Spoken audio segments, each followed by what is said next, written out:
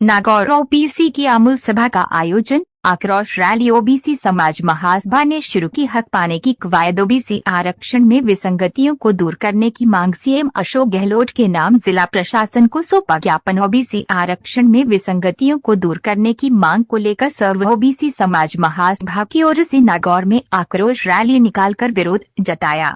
साथ ही पशु प्रदर्शनी स्थल पर आम सभा का आयोजन किया गया। नागौर जिले के हजारों युवाओं को हक दिलवाने की मांग को लेकर आम सभा रखी गई। इस मौके पर आम सभा में आरक्षण में विसंगतियों को दूर करने की मांग को लेकर पूर्व मंत्री एवं विधायक हरीश चौधरी ने कहा, कार्मिक विभाग ने ओबीसी आरक्षण में संशोधन करते हुए 17 अप्रैल 2018 को एक आदेश जारी किया था, जिसमें भूतपूर्व सैनिकों को मिल रहे 12.5% आरक्षण को समाप्त कर दिया गया था और भूतपूर्व सैनिकों को ओबीसी वर्ग के 21% आरक्षण में शामिल कर दिया गया था। ओबीसी वर्ग के नए पुरुष बेरोजगारों को राजस्थान सरकार की भर्तियों में नियुक्ति लाभ नहीं मिल रहा है, क्योंकि भर्ती में आने वाले भूतपूर्व सैनिकों के आवेदन में अधिकतर आवेदन ओबीसी वर्ग से आते हैं।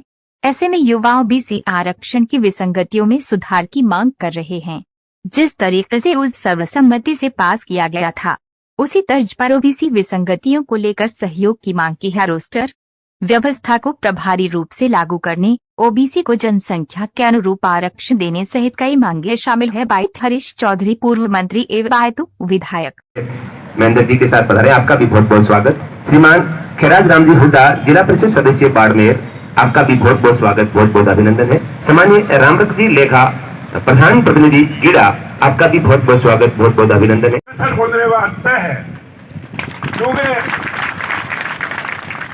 अब तो बाद बैकवर्ड, ये बैकवर्ड क्या है? हम तो आपको ही बैकवर्ड मान रहे हैं। आपने ये नया बैकवर्ड कहां से लाया? बाबा साहब अम्बेडकर तुरंत समझ गए और उन्होंने सोचा कि ये सवाल पटेल के दिमाग का नहीं है, ये सवाल कहीं और से आया हुआ है और इस सवाल का जवाब अगर मैं पटेल को दूंगा तो उसको उलझा दूंगा, तो जो देना चाहता हूं वो भी नहीं दे पाऊंगा। इसलिए उन्होंने कहा, ठीक है सरदार पटेल, जैसा आप कहते हैं ठीक वैसा ही मैं आर्टिकल 340 में लिख देता हूं, हु इज द बैकवर्ड। इसके लिए के साथ सभी युवाओं से बहुत बहुत स्वागत, बहुत बहुत अभिनंदन। नागौर की स्वागत है। सामान्य महेंद्र जी के साथ पधारे, आपका भी बहुत बहुत स्वागत। श्रीमान खैराज राम जी हुड्डा, जिला परिषद सदस्य बाड़मेर, आपका भी बहुत बहुत स्वागत, बहुत बहुत अभिनंदन है। सामान्य रामरख जी लेखा, प्रधान प्रतिनिधि गीड़ा, आपका भी बहुत बहुत स्वागत, बहुत बहुत अभिनंदन है। बनानी है जरा एक एक भाई ने पहली बार मेरे का रहता जगह को भारी तकलीफ ही, ऊंडो पानी, हर हारे गांव को नहीं, बहुत तकलीफ होती, पर आज तो लोग आता है, पूरी दुनिया का चावे अपना सब कुछ साथ लगा के और आज यहाँ तक पहुँचने में, कार्यक्रम को पहुँचाने में मदद की, उनके साथ दगा होता। इसलिए मैं नागौर में भाग्योदय लाइब्रेरी, बालाजी लाइब्रेरी की बोलिए 36 करोड़ देवी देवताओं की। 3 करोड़ एक्स्ट्रा है, 36 ही जाते हैं, 36 करोड़ देवता। जोश कम में कहीं बात है कि गड़बड़ है नहीं। 1 मिनट की टाइम दे, थोड़ी फटाफट बोल जो, मने भी ध्यान रहे। पधारे हुए समाज के प्रमुख नागरिक जन, एक बात मेरे युवा साथियों से कहना चाहूंगा, वैसे राजनीतिक बात भी नहीं है, लेकिन हर 5 वर्ष में एक बार वोट आते हैं, चाहे कोई सी भी सरकार हो, जब वोट लेने के लिए आती है तब एक ही बात बोलती है, आप हमारा साथ दो, हम आपके लिए अलग से आरक्षण की व्यवस्था करेंगे, आपके लिए भर्ती निकालेंगे, आपके लिए नौकरियां देंगे, रोजगार देंगे। भाइयों, मैं आपसे एक ही बात कहना चाहूंगा कि आने वाले चुनाव के अंदर इस पूरी युवा शक्ति को एक ही बात ठान के बैठना है कि जो भी चुनाव के लिए मैदान में आएगा, सबसे पहले हमारी मांग यही पूरी करेगा कि ओबीसी आरक्षण के अंदर जो गलतियां हुई है उनको सुधारे और समस्त 92 जातियों को पूरी तरीके से आरक्षण मिले। नौकरियां मिलना शुरू हो गया, लेकिन ओबीसी का कमीशन और ओबीसी की पहचान न होने की वजह से ओबीसी को रिजर्वेशन नहीं मिला। तो जो आज की तारीख में ओबीसी की जातियां हैं, उन लोगों को क्या कहा गया कि तुम्हारे हिस्से का ये SC ST वाले खा रहे हैं। तुम्हें नौकरी इसलिए नहीं मिल रही है क्योंकि SC ST वाले खा रहे हैं। जबकि SC और ST को ऑल इंडिया लेवल पे अगर उस समय 22.5% मिलता था तो इंप्लीमेंट ही 11% नहीं हो पाया। तो 11% इंप्लीमेंट नहीं हो पाया तो 11% तो SC ST का बाकी पड़ा है। तुम्हारा क्या खा लिया? लेकिन वो मूर्ख बनाता रहा, आपको मूर्ख बनाता रहा और अपना हिस्सा लेता रहा। तो 3% संख्या में है वो 70 और 80% के ऊपर कब्जा करता रहा। ये बात हमारे लोगों को समझ में नहीं आई, 40 साल तक समझ में नहीं आई और आखिर में आंदोलन करके ये रिजर्वेशन हासिल भी किया। तो जो आज की तारीख का आंकड़ा बताता हूं 2011 की जनगणना का, अगर माइनॉरिटी के लोगों को यानी मुसलमानों को और उनको ओबीसी के लोगों को अगर साथ में मिलाया जाए तो ओबीसी की संख्या 71% है। 71% है। 52 के भुलक्के में मत रहना आप। 71% और 26% SC और ST 2011 की जनगणना के आधार पर है। ये दोनों को अगर मिलाया जाए SC ST OBC और माइनॉरिटी को तो ये 97% होता है। और 97% खड़ा होकर के मंच लगा करके बैनर लगा करके पंडाल लगा करके भीख मांग रहा है, गिड़गिड़ा रहा है। हमें भी मिलना चाहिए, हमारी भी विसंगतियां दूर होनी चाहिए। इससे बड़ा हमारे लिए क्या कलंक का मामला होगा। इसलिए मैं कहना चाह रहा हूं कि आज कोई यहां पर कमी नहीं है। जिन लोगों को जरूरत है वो लोग यहां पर हैं। जो लोग अगर समझ जाएंगे तो दुनिया की कोई ताकत उनके हक और अधिकार को छीन नहीं सकती है। 70 तेजा जी की भूमि, बलदेव राव मिर्दा जी की भूमि को मैं नमन करता हूं, नागौर को नमन करता हूं। आज दुनिया में बहुत कुछ है, मुद्दे हैं, बहुत संघर्ष है, बहुत हम लोगों के लिए कठिनाइयां है, बहुत बातें हम लोगों को साझा करने के लिए है। और आज जिस इकलौती बात के लिए हम लोग यहाँ इकट्ठे हुए हैं, वो जो संविधान ने हम लोगों को अधिकार और हक दिया आरक्षण का, और वो हक और अधिकार 27% से शुरू हुआ। न्यायपालिका के आदेशों से कि वो 50% से ज्यादा कोई भी आरक्षण नहीं होना चाहिए इस देश के अंदर।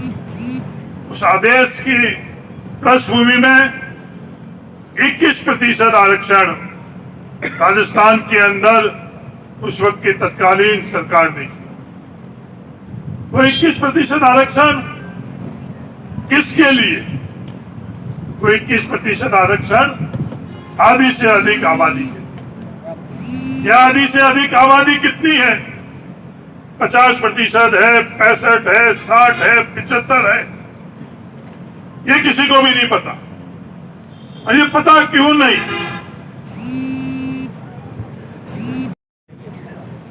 ये वही सोच है जिसके सामने हम लोगों को आज संघर्ष करना पड़ा। अगर जातीय जनगणना होगी तो किसी भी जाति को नुकसान नहीं होगा, किसी भी व्यक्ति को नुकसान नहीं होगा, देश में किसी संस्थाओं को नुकसान नहीं होगा, लोकतंत्र को नुकसान नहीं होगा, धर्म को नुकसान नहीं होगा। उसके बावजूद भी ये जातीय जनगणना नहीं।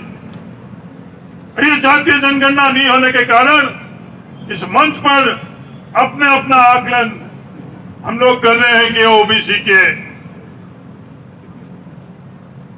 जनगणना नहीं होने के कारण ओबीसी की जनसंख्या इतने प्रतिशत और इतनी प्रतिशत।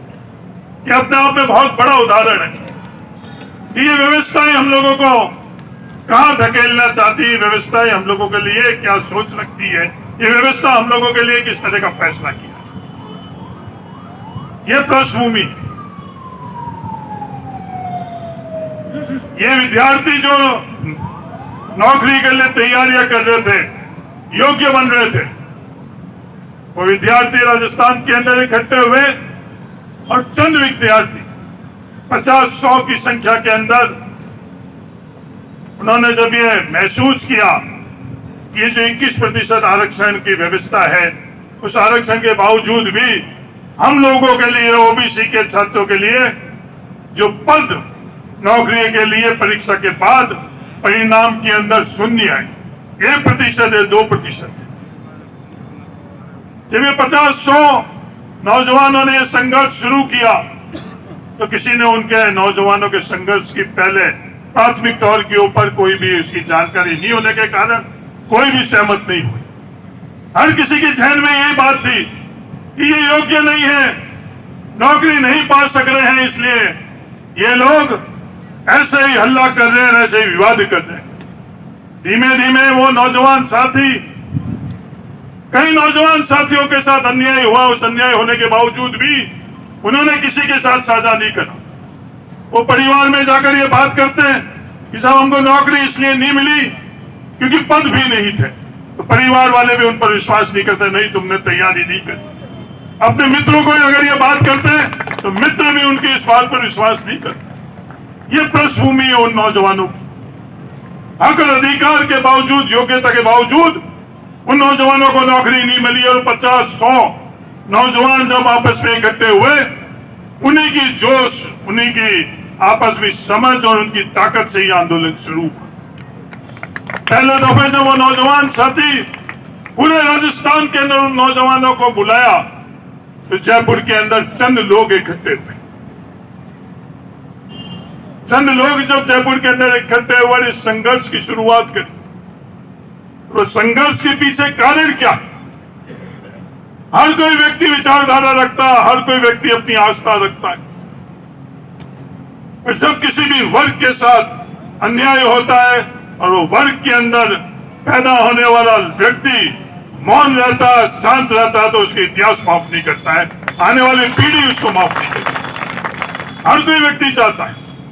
आज हम लोगों ने सैकड़ों नहीं हजारों सालों के संघर्ष के बाद आज हमारी ये स्थिति बनी। वो अलग बात है कि इन संघर्षों को हम लोगों ने भूल लिया है। जो व्यवस्थाओं से हमने पाया है, हमारी जड़ हम लोग भूल चुके हैं। ये बड़ी कड़वी सच्चाई। आज देश के अंदर आजादी के बाद में, आजादी से पहले तो हम लोगों के पास कोई भी निर्णय की ताकत नहीं थी। आजादी से पहले हमारे को हक कहां से मिलता था? हमको हक जो ब्रिटेन के अंदर बैठे हुए व्यवस्थाई थे वो भीख के तौर के ऊपर देते थे। आजादी के बाद के अंदर अगर सबसे बड़ा अगर कोई फैसला हुआ तो फैसला था खातेदारी के अधिकार। उस खातेदारी के अधिकार को फैसले के कारण ही आज मंच पर बैठे हुए तमाम लोग, सेक्रेटरीट में बैठे हुए